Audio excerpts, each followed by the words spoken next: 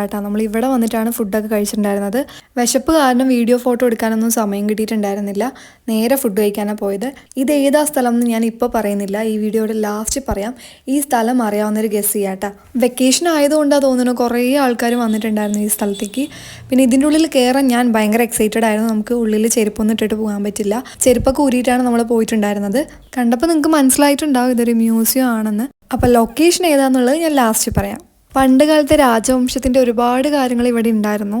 ഞാനിതൊക്കെ കണ്ടപ്പോൾ ശരിക്കും നെട്ടിയിട്ടാ. പണ്ട് രാജാക്കന്മാർ യൂസ് ചെയ്ത ഒരുപാട് ഐറ്റംസ് ഇവിടെ ഉണ്ടായിരുന്നു. അതൊക്കെ ഇവിടെ ഓരോരോ ഭാഗത്തായിട്ട് വെച്ചിട്ടുണ്ടായിരുന്നു കേട്ടോ. പിന്നെ ഇതിൻ്റെ ഉള്ളിൽ ഒരുപാട് ഭാഗത്ത് വീഡിയോ അലൗഡ് അല്ലായിരുന്നു കേട്ടോ എടുക്കാൻ. അതുകൊണ്ടാണ് ഞാൻ കുറച്ച് ഭാഗങ്ങൾ മാത്രം കാണിക്കുന്നത്. എവിടെ ട്രാവൽ ചെയ്യാൻ പോയാലും പെട്ടെന്ന് ടയേർഡ് ആകുന്ന ഒരാളാണ് ഞാൻ. പക്ഷെ എന്താ അറിയില്ല, എറണാകുളം പോയപ്പോൾ എനിക്ക് അങ്ങനെ ഒരു ഫീലേ ഉണ്ടായിരുന്നില്ല.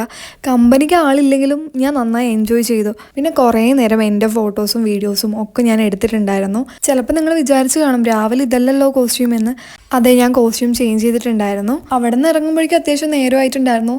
അടുത്തതാണ് നമ്മുടെ ഫേവറേറ്റ് സ്പോട്ട്, ചെറായി ബീച്ച്. മ്യൂസിയത്തിൽ നിന്ന് ഇറങ്ങുമ്പോഴേക്കും എനിക്ക് ഏകദേശം കമ്പനിക്കൊക്കെ ആൾ കിട്ടിയിട്ടുണ്ടായിരുന്നു കേട്ടോ. അപ്പോൾ ഇവിടെ എനിക്ക് ചില്ല് ചെയ്യാൻ പറ്റിയ ആൾക്കാർ എൻ്റെ കൂടെ തന്നെ ഉണ്ടായിരുന്നു.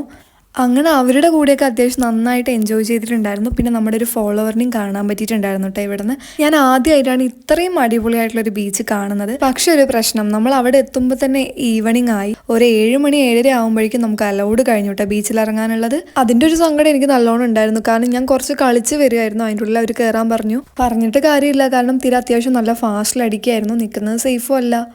അങ്ങനെ നമ്മൾ അവിടെ നിന്ന് ഇറങ്ങുമ്പോഴേക്കും എനിക്കൊരു ഗ്യാങ് ഒക്കെ കിട്ടി ഗൈസ്. ഞാൻ വരുമ്പോൾ ഉണ്ടായിരുന്ന പോലെ ആയിരുന്നില്ല. പോകുമ്പോൾ ഫുള്ള് ചില്ല് ചെയ്തിട്ടാണ് പോയിട്ടുണ്ടായിരുന്നത്. ഭയങ്കരമായിട്ട് എൻജോയ് ചെയ്തു. ഒന്ന് ഒട്ടും പ്രതീക്ഷിക്കാണ്ട് ഒരു 2-3 സൗഹൃദങ്ങളൊക്കെ കിട്ടിയിട്ടുണ്ടായിരുന്നു ഇവിടുന്ന്. പിന്നെ പ്രത്യേകം പറയാൻ, ഈ കുട്ടി അടിപൊളിയായിരുന്നു കേട്ടോ. ഞാൻ ബസ്സിൽ നിന്ന് കണ്ടൊരു കുട്ടിയാണത്. കഴിഞ്ഞിട്ടില്ല. പിന്നെ നമ്മൾ ഫുഡ് കഴിക്കാൻ അടിപൊളി സ്പോട്ടിൽ നിർത്തിയിട്ടുണ്ടായിരുന്നു.